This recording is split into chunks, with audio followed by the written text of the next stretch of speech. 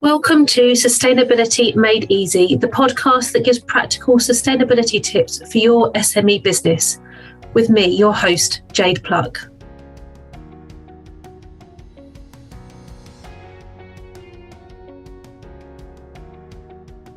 Welcome to my podcast, and today I've got Jenny Kitchen, the CEO of YoYo, a digital agency with a mission to create impactful experiences and grow a profitable business that benefits the people and the environment.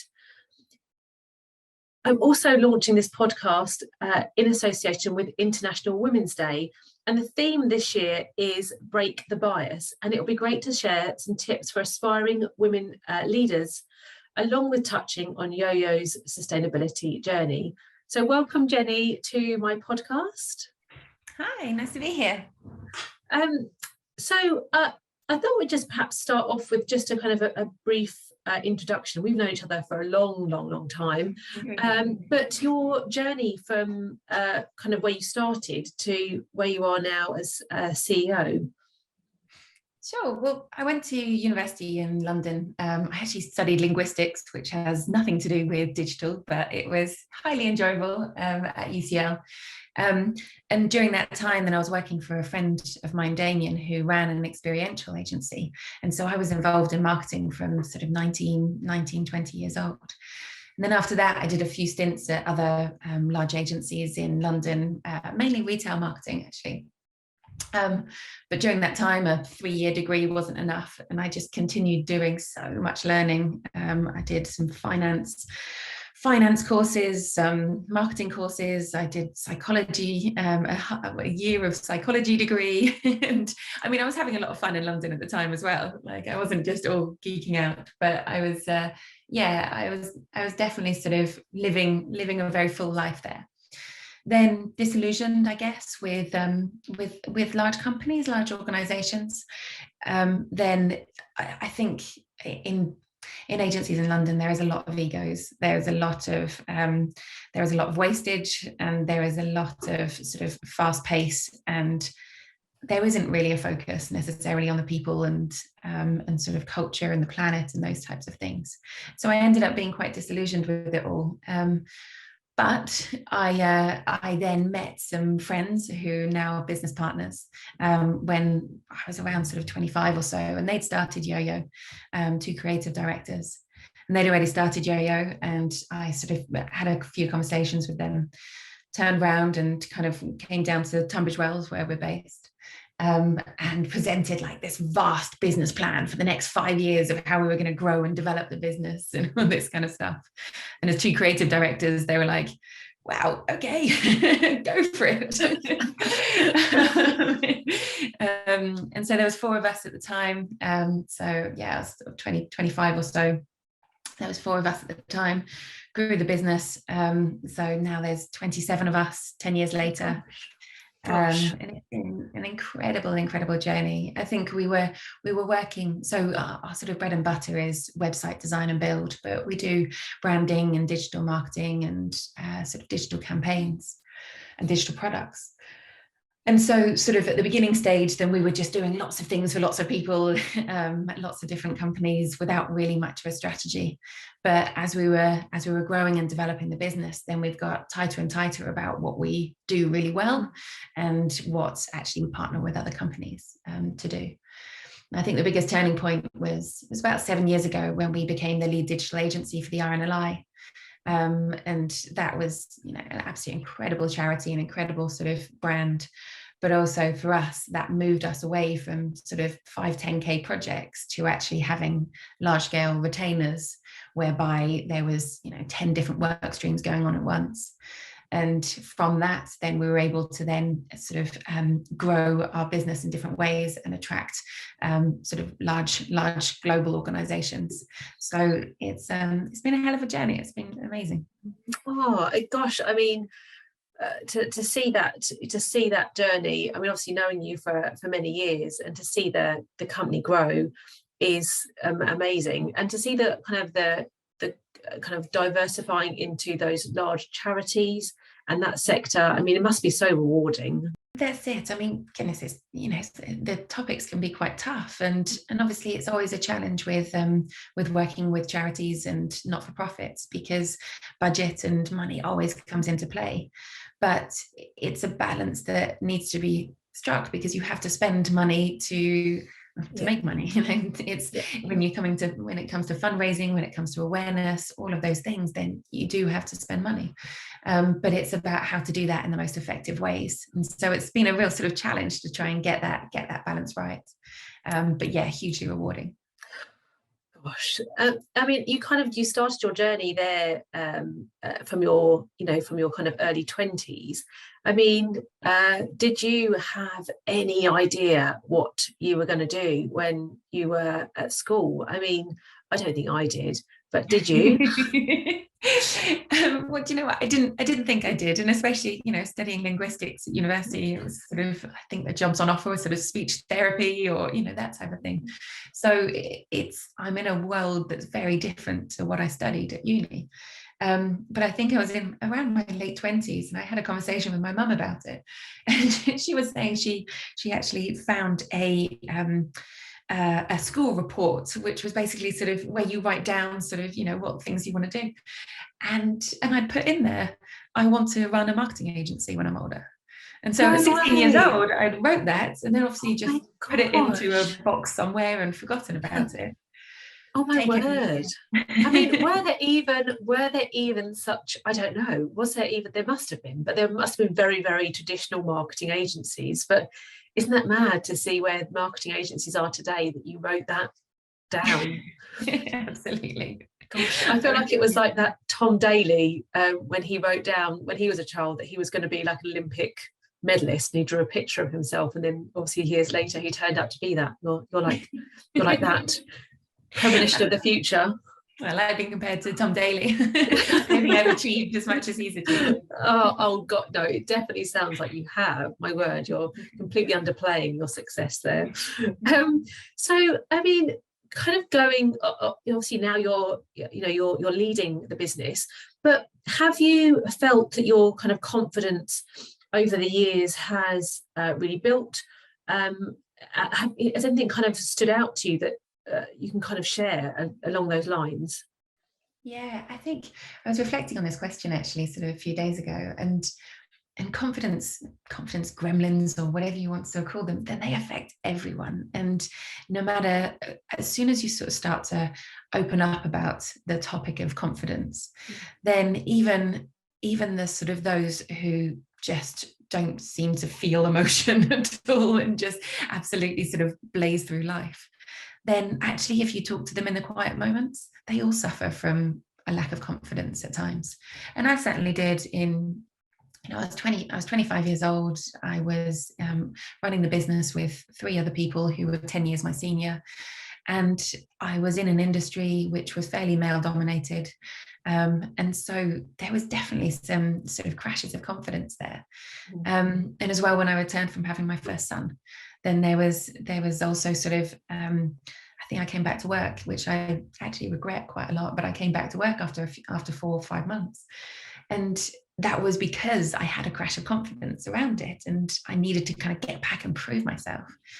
But really, sort of, thankfully, my 30s have been a little bit more resilient, and I've definitely sort of, I guess, learned to sort of having different coping mechanisms around it. And I think I was thinking about sort of some tips that I can share. So one of the ones is around knowing when to push yourself, but also knowing when you're not quite ready. And actually, if you push yourself too much at a time when you're feeling sort of quieter, then it can do damage. So it doesn't need to be, people who go at it a million miles an hour, stand on podiums and sort of do all sorts of, content and push themselves out there. Then a lot of them are crumbling in the corner, because it's such a sort of dramatic change to their day to day. And so actually, I think, I'm not saying don't push yourself, 100% push yourself. And that's how you start to, get better and feel more confident in different situations. But at the same time, know yourself, to stand back at times. Yeah, like pick your moments, pick your, like you say, you've got to have that confidence, but knowing yourself when the best time to push yourself forward is. If it's not right, it's fine. Like you said, everyone has moments of, am I good enough? I mean, I've had, huge imposter syndrome, and you just think you're not, you think you're not good enough, but then when you start talking to people, you realize actually, everyone's going through these things. It's not just you, and everything will be fine.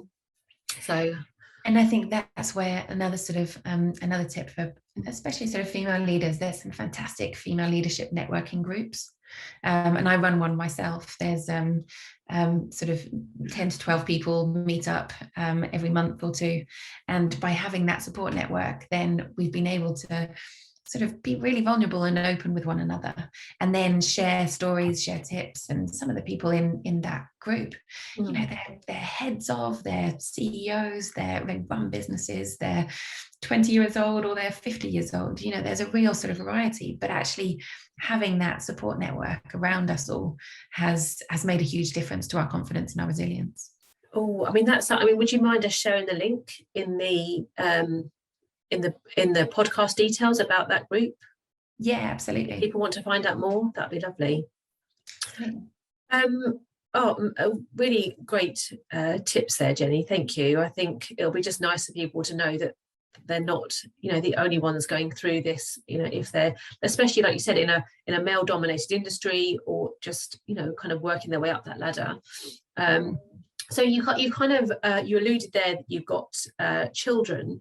How do you, as a working woman, how do you get that balance right between being a mum and being a businesswoman? I mean, anything there that you've kind of done that you think this works, or anything that you can share? I've been, when I first started out my career, then I'm a project manager at heart, and so I just project manage my life in the sense that I heard this a few years ago of, you have different buckets in your life, so identify those buckets. So for me, it's work, it's kids, it's friends and family, culture, so I love going to gigs and theatres and festivals and things like that. It's exercise, travel, and rest. And so you have these different buckets, and at any kind of like in any week, in any kind of month, then I need to make sure that I fill up each of those buckets, because otherwise, if I don't, then I'm unbalanced. And that's taken me quite a long time to kind of get to. But now I absolutely, I'll turn down meetings or turn down opportunities in favor of a gig, or in favor of kind of going to hang out with my kids. And that is really important to me, because I know that actually helps me to be a better businesswoman. It helps me to be more balanced. It helps to keep my sanity. And so it's not, I see a lot of business leaders whereby they will work flat out for 3 months and then go and collapse on a beach somewhere for a week because they're so burnt out. And that's the part that I don't believe works. I think that it needs to be a kind of a conscious and a kind of consistent approach every day, every week, so that you have those moments of rest, those moments of joy, those moments of fun, those moments of kind of learning and curiosity, or whatever makes you tick. You have to do it regularly. You can't just wait. You can't just wait until you're burnt out and then that rest. No, that sounds much more efficient, and in every which way a much better way of looking at your life, when you have got various needs, and you need to do, like you say, fulfill all those needs to feel happy. So that's really, I think that's a really interesting analogy to share. So I love that, the different buckets.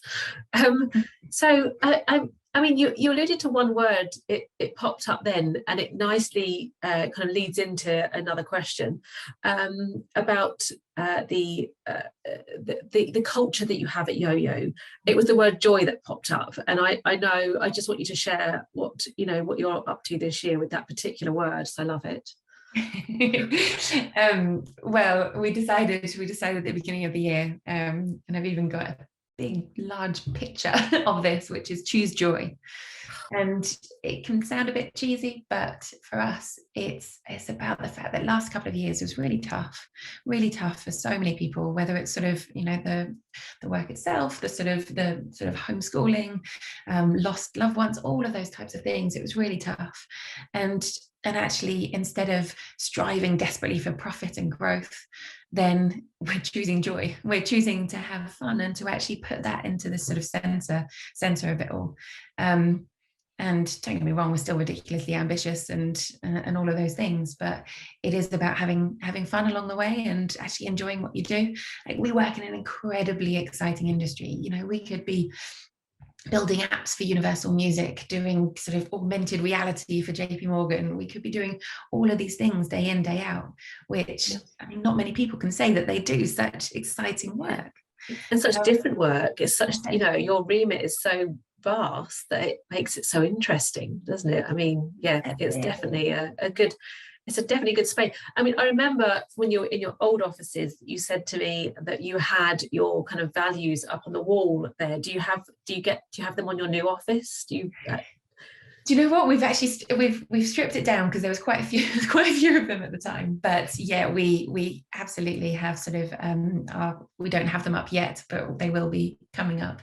But it's our values are about curiosity and about kindness, and about sort of the ambition and partnerships, but also about the fact that health matters. Sort of that's a consistent I guess a consistent part of the whole business. It's about nothing matters more than people's health and happiness. Right. So we have so many different initiatives around the business. We have a people manager who is wonderful, and she helps manage all these different, like, wonderful things, but we have sort of things like volunteering, we have monthly sort of socials and all of those sort of typical stuff, but we also have things like a counsellor that's on the books, so people can kind of tap into that. We do so much in terms of charity work and volunteering and fundraising and all of those types of things. But then we also have a lot of structures, and I think this is the thing to when you're building a sort of a culture which is sort of inclusive and positive and all of those things, then it is about bringing people together around those sort of shared values, but also creating those moments to come together and talk and debate. So we have something called a town hall, which we get together every couple of weeks, and anyone can raise anything and we debate it, and that then gives the team the sort of the access to the agency strategy, and they can have an influence on what it is that we do. And I think that's kind of those types of I guess kind of forums allow people to feel much more sort of part of the values of the business. Yeah, I was going to say, like, giving everyone a voice is brilliant, because even if you don't use their suggestion right then, it might come in the future. I mean, just giving people that space to talk, and everything that you're doing there, everything you're doing around the social aspect with the staff and all the charity, all the charity work and charity involvement that you're doing is it's so amazing to hear, because that just it all fits into the wider just the wider purpose of the company. And I know that your work, your get that, my words out in a minute, your B Corp company and all of this stuff is so important to all of the staff there at YoYo. I mean, it's just brilliant to hear. So I mean, you are B Corp, and you are kind of on your sustainability journey as well. Anything there that you just think this is really working? It's really, the team are really enjoying it. Anything that you feel that you want to share? Yeah, well, I just before this, actually, then I reached out to the team and sort of asked the question about how they felt about it all. I mean, I've had loads of conversations over the last couple of years, but just some little nuggets that came out. And one of which is the fact that through us trying to be better as a business, then that influences everyone individually in their own sort of home lives. So we share a lot about all the sort of, the new suppliers we find, or kind of new tips about sort of saving electricity or whatever it may be. So it's kind of, there's lots of encouragement between us all. But one of the things that actually our marketing manager pointed out, and I love this, and it's a very sort of is very important to me, again, with that inclusivity around town hall and things, and giving everyone a voice. One of the things that have changed quite a lot over the last couple of years is that we've had to be very kind of cautious about who we work with and the types of clients that we work with, because we obviously, about 50% of our workers are within the charity sector, but 50% is for profit. Yeah. And we work with lots of different sort of organizations within that space. But there are some organizations which don't necessarily share the same B Corp values. And as a business leader, what do I do when a company is offering to pay a lot of money for something, but we don't share their sort of ethics? And with that, then we've had numerous debates internally as to whether or not we go for it. And it's been a collective decision. And some of them have raised incredibly sort of interesting moral dilemmas. Obviously, let's not work with guns. Cool. Like that's an easy one. But other ones, then, what about the gambling industry? What about drinks industry? What about one of our clients is Mercedes-Benz? But actually, they have such a fantastic sustainability program that's attached to the work they do. Does that offset some of the other sort of aspects? So it's a very kind of it's so interesting once you sort of get into these nuances and get into these debates, and the team have been part of all of those debates. And so I think it's been really sort of enriching and rewarding for us all to debate it and to think much more deeply about it, much more consciously. Yeah, and I think it's really lovely to hear that the team are kind of taking on board and making some changes in their own personal lives as well. I mean, that's really like living and breathing everything that you want in your company. It's extending out into their kind of personal lives. So honestly,